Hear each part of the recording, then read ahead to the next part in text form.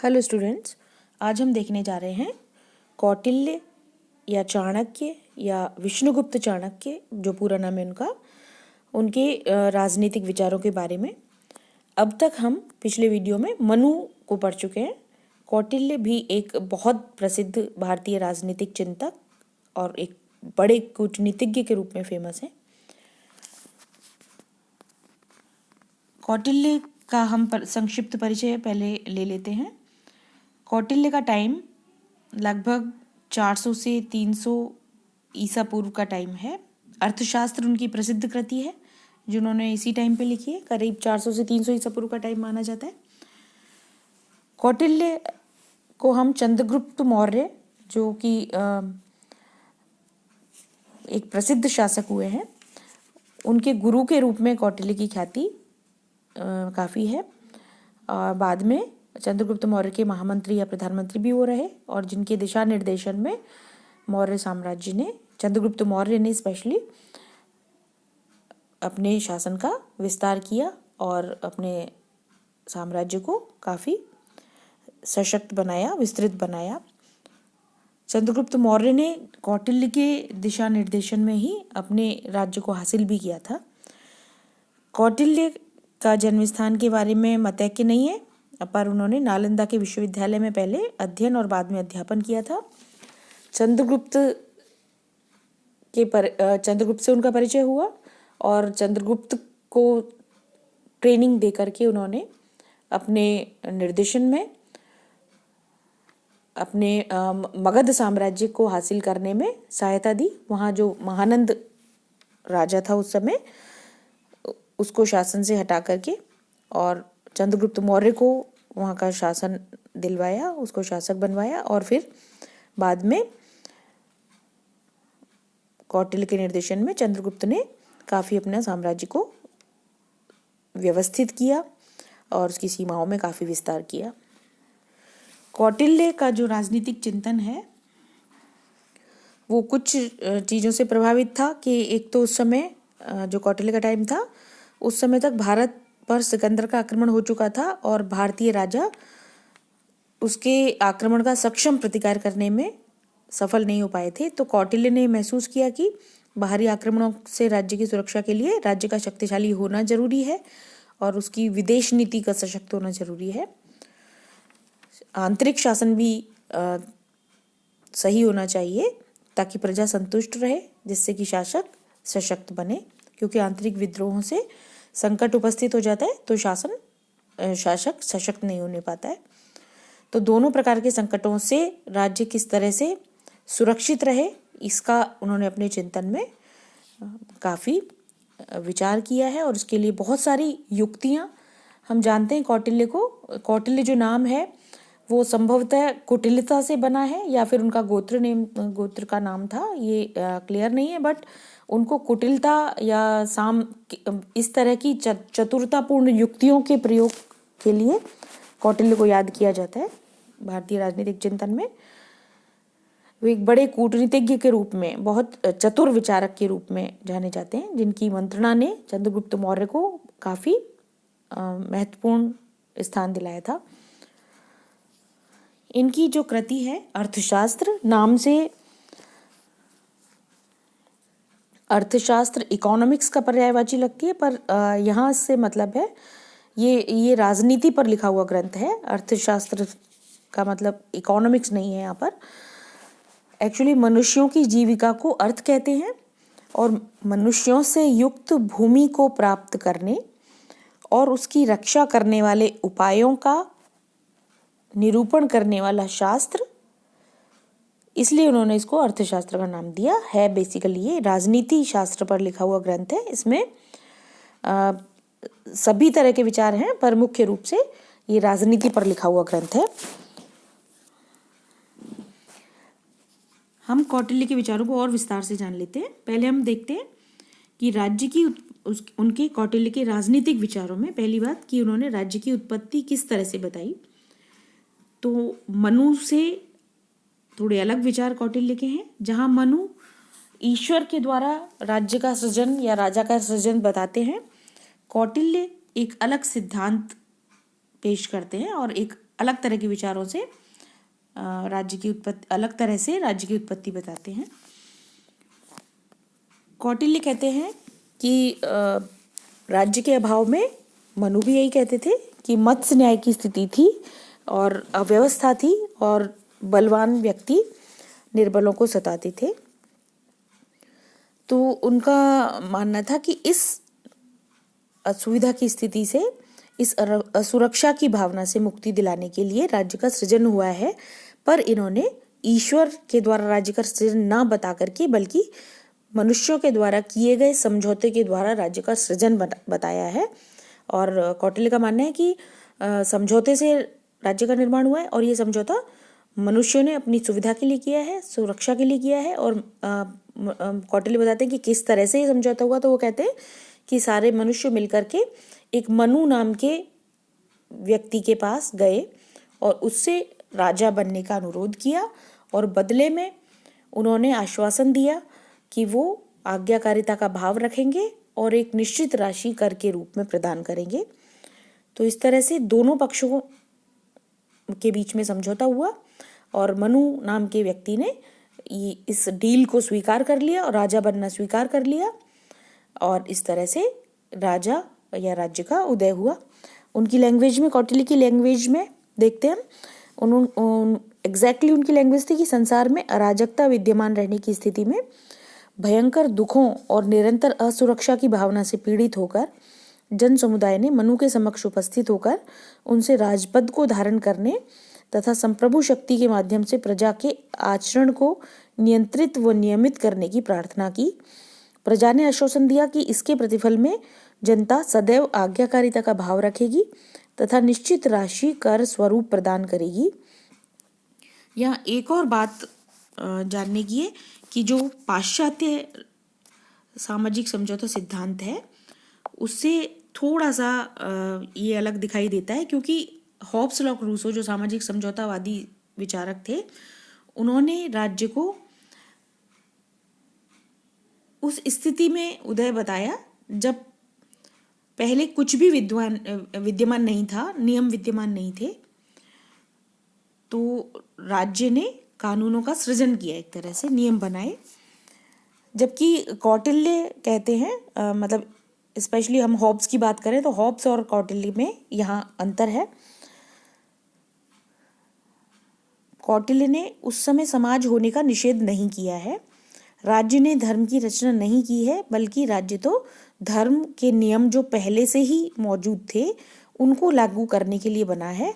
इसलिए अंतर यह है कि कौटिल्य का जो राजा है वो निरंकुश नहीं हो सकता, क्योंकि वो धर्म के बंधनों से ग्रसित है। जो धर्म पहले से विद्यमान था समाज में, राजा उस धर्म को मानने के लिए विवश है, वो उसके अधीन है, उसके विरुद्ध नहीं जा सकता, इसलिए निरंकुश नहीं हो सकता। तो यहाँ हॉब्स और कौटिल्य में सामाजिक समझौता होते हुए भी काफ़ी अंतर दोनों में दिखाई देता है। ये हम यहाँ थे और इस तरह से समझौता हुआ और राज्य का उदय हुआ। ये हम देख चुके हैं कि करीब सामाजिक समझौते से, जो कि मनु नाम के व्यक्ति और जन समुदाय के बीच हुआ, राज्य का या राजा का सृजन हुआ। कौटिल्य के विचारों में राज्य के अस्तित्व का प्रयोजन और संप्रभुता वो किसे मानते हैं, इसे देख लेते हैं। तो कौटिल्य कहते हैं कि राज्य किन्हीं निश्चित उद्देश्यों को पूरा करने के लिए अस्तित्व में आया है। मतलब ऐसा नहीं है कि वो नेचुरली डेवलप्ड एक इंस्टीट्यूशन है, वो किसी पर्टिकुलर चीज़ों को करने के लिए, पर्टिकुलर उद्देश्यों को लेकर के बना और अभी तक भी उसी वजह से वो अस्तित्व में है और उसके ऊपर बहुत बड़ी जिम्मेदारियां हैं। वो व्यक्तियों के लौकिक और पारलौकिक कल्याण करने का उद्देश्य रखता है, उसके लिए है वो, और समाज में न्याय की स्थापना करना उसका उद्देश्य है। और कौटिल्य कहते हैं कि नैतिक और भौतिक उपलब्धियों के न्यायसम्मत वितरण भी दंड नीति या राज्य का उद्देश्य है या प्रयोजन है।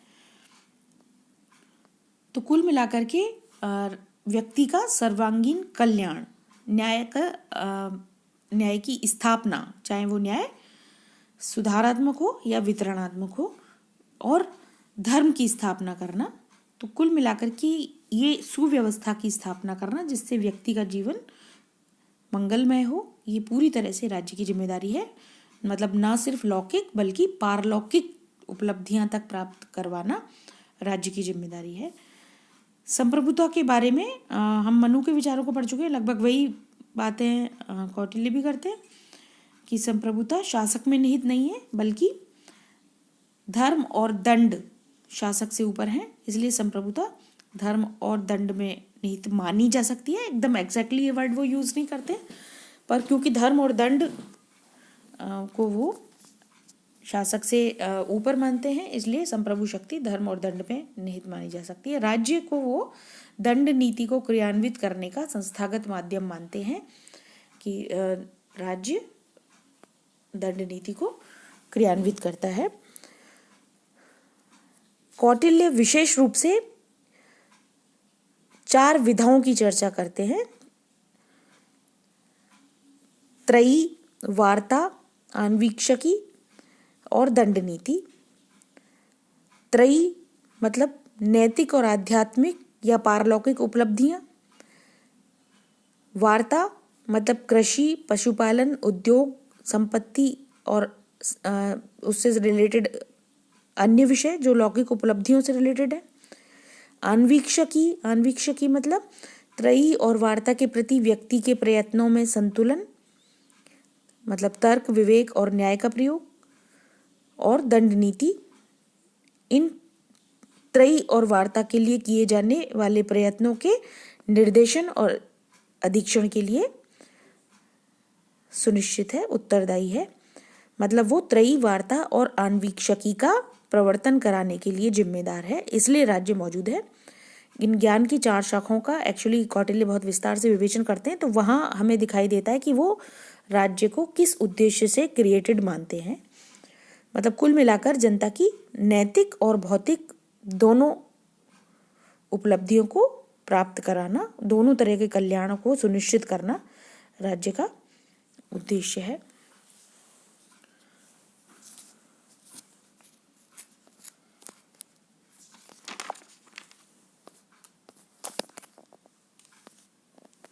अब हम देखते हैं कौटिल्य के चिंतन में राज्य का सप्तांग सिद्धांत। हम मनु के विचारों को देख चुके हैं और बहुत ज्यादा अंतर दोनों में नहीं है। कौटिल्य भी राज्य के अनिवार्य अंग या आवश्यक अंग 7 ही बताते हैं, या उसको प्रकृति भी कहा जा सकता है, राज्य की 7 प्रकृतियां, और वो वही हैं लगभग।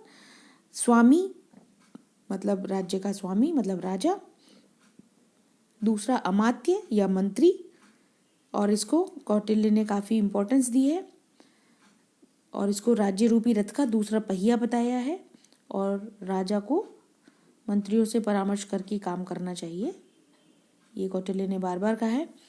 जनपद मतलब भूमि और जनता मतलब जनता से युक्त भूमि। दुर्ग मतलब एक दुर्ग होना चाहिए ताकि सुरक्षित हो राजधानी। तो दुर्गों के बारे में बहुत विस्तार से कौटिल्य ने विवेचन किया है, किस तरह के दुर्ग बनाए जा सकते हैं, क्योंकि सुरक्षा का मैटर काफ़ी इम्पोर्टेंट था उस समय। तो दुर्ग एक इम्पोर्टेंट अंग बताया उन्होंने राज्य का। कोष मतलब खजाना, ये एक वृहद कोष होना चाहिए जिससे कि राज्य अपने कार्य सुचारू रूप से कर सके। उस कोष की वृद्धि करते रहना चाहिए उचित उपायों के द्वारा। छठा अंग दंड या सेना से, दंड से मतलब है यहाँ सेना। एक बात उन्होंने कही कि दंड मतलब सेना में ब्राह्मणों को नहीं भर्ती किया जाना चाहिए, क्षत्रियों से युक्त सेना होनी चाहिए। 7वीं बात मित्रों को वो अनिवार्य अंग बताते हैं कि मित्र होने, मित्र से मतलब है राज्य, दूसरे राज्य मित्र होने चाहिए, दूसरे राज्यों को मित्र बनाना चाहिए यथासंभव।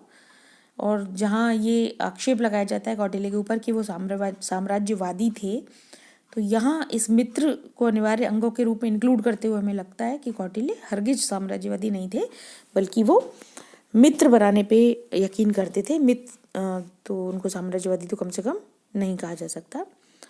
तुलनात्मक वरीयता का उन्होंने विवेचन नहीं किया, सब इक्वली इम्पॉर्टेंट है। टिकटी तिपाई की तरह जो त्रिदंड होता है जिस पर मटकी टिकी रहती है उसकी तरह हर एक अंग बहुत इम्पॉर्टेंट है, हर एक की अपनी वैल्यू है, किसी के भी बिना राज्य का कार्य सही तरीके से नहीं चल सकता। और शीर्ष स्तंभ फिर भी स्वामी है, उसी क्रम में दूसरा अंग कौटिल्य, पर फिर भी सभी इम्पोर्टेंट अंग हैं। अब हम देखते हैं कि कौटिल्य ने राज्य का क्या कार्यक्षेत्र बताया है। और मनु के विचारों में भी हम देख चुके हैं, कौटिल्य ने भी राज्य को बहुत सारे काम सौंपे हैं और उसको बिल्कुल लोक कल्याणकारी राज्य बनाने की कोशिश की है। बहुत विस्तृत कार्यक्षेत्र है राज्य का। जैसे पहले हम यहाँ देख रहे हैं प्रजा रक्षण, जो ये तो हर राज्य का कार्य होता ही है। कौटिल्य ने भी बताया है कि आंतरिक अपराधियों को दंड देकर के प्रजा की संपत्ति, जीवन और सदाचार की रक्षा करना राज्य की ड्यूटी है। बाहरी आक्रमण से बचाव करना बाद में भी ड्यूटी है, आक्रमण के बाद में, और उससे पहले भी ये ड्यूटी है कि ऐसी परिस्थितियां उत्पन्न ना हो कि आक्रमण की संभावना बढ़े। और प्राकृतिक आपदाओं से रक्षण करना, जैसे अकाल, बाढ़ वगैरह से रक्षा करना, ये राज्य की ड्यूटी है। ये प्रजा रक्षण में हम इसको शामिल कर सकते हैं।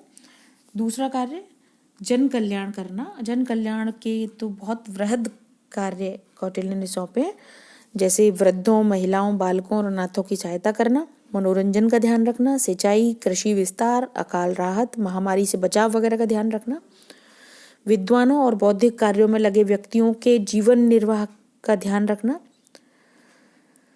ताकि उनको बौद्धिक कार्य छोड़ करके जीवन निर्वाह के कार्यों में ना लगना पड़े, तो राज्य उनको पर्याप्त अनुदान दे करके, सहायता दे करके उनको इस चिंता से मुक्त रखे। गरीबों की सहायता करना, स्वास्थ्य का ध्यान रखना, पर्यावरण तक की भी बात कौटिल्य करते हैं कि वन विस्तार और उद्यान और जलाशय वगैरह का निर्माण राज्य करे।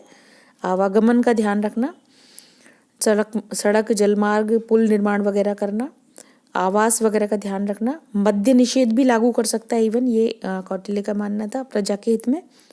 और वितरणात्मक न्याय को सुनिश्चित करना, ये मनु भी कहते थे, कौटिल्य भी कहते हैं कि राज्य का उद्देश्य है अप्राप्त को प्राप्त करना, प्राप्त को संरक्षित करना, संरक्षित को संवर्धित करना और संवर्धित को सुपात्रों में उचित रूप से वितरित कर देना। ये राज्य की जिम्मेदारी है, ये उसका प्रयोजन भी है अस्तित्व का। तो इस तरह से वितरणात्मक न्याय को राज्य के द्वारा सुनिश्चित करवाना चाहते हैं कौटिल्य। तीसरी बात, राज्य को बहुत सारी आर्थिक जिम्मेदारियां भी देते हैं कौटिल्य, राज्य के आर्थिक दायित्व। कौटिल्य हस्तक्षेपवादी सिद्धांत का समर्थन नहीं करते हैं और राज्य से अपेक्षा करते हैं कि वो अर्थव्यवस्था को इस प्रकार नियंत्रित और संचालित करेगा राज्य कि जिससे समाज में साधनों का केंद्रीकरण ना हो, मतलब पूंजी का केंद्रीकरण ना हो, और जनता के सभी वर्गों के आर्थिक हित सुरक्षित रहे। व्यवसायों पर नियंत्रण रखेगा राज्य, मूल्यों के निर्धारण पर कंट्रोल रखेगा, मूल्यों का निर्धारण करेगा, एकाधिकार की समाप्ति की कोशिश करेगा, व्यापार का प्रसार करने वाली नीति अपनाएगा और जनता को किसी वस्तु के अभाव का सामना ना करना पड़े इसका ध्यान रखेगा। कर व्यवस्था का नियमन इस तरह से करेगा कि जिससे व्यापारियों में उत्पादन की प्रेरणा बनी रहे और राज्य का कोष भी पर्याप्त समृद्ध रहे। व्यापारियों से प्रजा की रक्षा करेगा, मतलब व्यापारियों के द्वारा प्रजा का जो शोषण कर लिया जाता है उससे वहाँ राज्य दखल दे सकता है। कृषि की उन्नति के प्रयास करेगा, कृषकों की दशा में सुधार के प्रयास करेगा। सिंचाई खेत की बात भी कौटिल्य ने की और ये तक भी कहा कि खेती करने वाले का भूमि पर हक होना चाहिए। तो ये आर्थिक दायित्व भी राज्य को काफी सौंपे हैं। न्याय व्यवस्था का संचालन भी कौटिल्य राज्य को सौंपते हैं और वो कहते हैं कि वितरणात्मक और सुधारात्मक न्याय प्रदान करना राज्य की ड्यूटी है। कोई भी वर्ग अभावग्रस्त ना हो, सही उचित तरीके से वितरण सुनिश्चित किया जाए साधनों का, संपत्ति का। और सुधारात्मक न्याय कि जिससे अपराधी अपराध करने के लिए उद्यत ना हो। राज्य न्यायपालिका का गठन करेगा इसके लिए और जो कि विधि के अनुसार, कानून के अनुसार न्याय करेगी। कौटिल्य ने ये तक भी चेतावनी दी है कि न्याय शक्ति के दुरुपयोग के गंभीर परिणाम हो सकते हैं, इसलिए बिल्कुल नियमों के अनुसार, धर्म के अनुसार न्याय व्यवस्था का संचालन किया जाना चाहिए। इसके अलावा सामाजिक व्यवस्था के संचालन की जिम्मेदारी भी राज्य की है कि राज्य वर्णाश्रम व्यवस्था का सुचारू रूप से संचालन हो रहा हो, इसको सुनिश्चित करेगा। नियम राज्य स्वयं नहीं बना सकता, जो पूर्व निर्धारित सामाजिक नियम हैं उन्हीं की अनुपालना वो सुनिश्चित कराएगा। राज्य ये भी देखेगा कि व्यक्ति अपने पारिवारिक दायित्वों की पूर्ति कर रहे हैं या नहीं कर रहे हैं, उसको करवाना सुनिश्चित करेगा। कौटिल्य कहते हैं कि यदि कोई व्यक्ति समर्थ होते हुए भी अपनी संतान, पत्नी, माता पिता का भरण पोषण नहीं करता है तो राज्य के द्वारा उसे दंडित किया जाना चाहिए। मतलब कुल मिलाकर के सामाजिक नियमों के अंतर्गत रहते हुए व्यक्ति अपने सारे कर्तव्यों का पालन करते रहें, इसको सुनिश्चित राज्य करवाएगा। प्रशासनिक प्रणाली का निर्वाह भी राज्य की ड्यूटी है। प्रशासनिक प्रणाली मतलब ऐसे अधिकारी और कर्मचारी जो राज्य के कार्यों को वास्तव में परफॉर्म करते हैं, उनको करते हैं। तो ये राज्य एक उचित प्रकार की प्रशासनिक प्रणाली की स्थापना करेगा, निर्वाह करेगा। वो विवेक सम्मत आधारों पर विभागों का गठन करेगा, उचित संख्या में अधिकारियों की नियुक्ति और उन पर नियंत्रण का कार्य करेगा। और बहुत विस्तार से कौटिल्य ने, विशेष रूप से कौटिल्य को जाना जाता है कि उन्होंने प्रशासनिक प्रणाली के बारे में बहुत सुव्यवस्थित और बहुत विस्तृत, इवन उन्होंने ग्रेड्स तक भी, वेतन के क्या ग्रेड्स होंगे इस तक पर भी विचार किए, अपने विचार दिए हैं। मतलब और किस तरह से नियुक्ति की जाती है, किस तरह से चयन किया जाता है, कौन सी परीक्षाएं के द्वारा किस अधिकारी कर्मचारी का चयन होना चाहिए, कौन कौन से विभाग होने चाहिए, बहुत विस्तार से कौटिल्य ने प्रशासनिक प्रणाली पर अपने विचार दिए हैं। तो अभी हम यहाँ जो बात कर रहे हैं कि राज्य का कार्य है कि वो एक उचित प्रकार की प्रशासनिक प्रणाली की स्थापना करे और उसका संचालन करे। अगला कार्य परराष्ट्र संबंधों का संचालन। ये राज्य की जिम्मेदारी है कि वो वैदेशिक संबंधों का संचालन या परराष्ट्र संबंधों का संचालन कुशलता पूर्वक करे। और ये आवश्यक है कि यदि राज्य ऐसा नहीं कर पाता है तो राज्य की सुरक्षा खतरे में पड़ जाएगी। राज्य प्रजा के कल्याण को ध्यान में रखते हुए ही युद्ध और शांति का निर्णय करे और अनावश्यक युद्ध से बचे, मित्र बनाए यथासंभव और प्रजा की सुरक्षा करे। इस तरह से परराष्ट्र संबंधों का निर्वाह करे जिससे राज्य का अधिकतम कल्याण संभव हो पाए। तो ये कौटिल्य राज्य का कार्यक्षेत्र बताते हैं। बाकी शासक की योग्यताएं और शासन पर कौन से नियंत्रण कौटिल्य चाहते हैं हम नेक्स्ट वीडियो में देखते हैं। Thank you.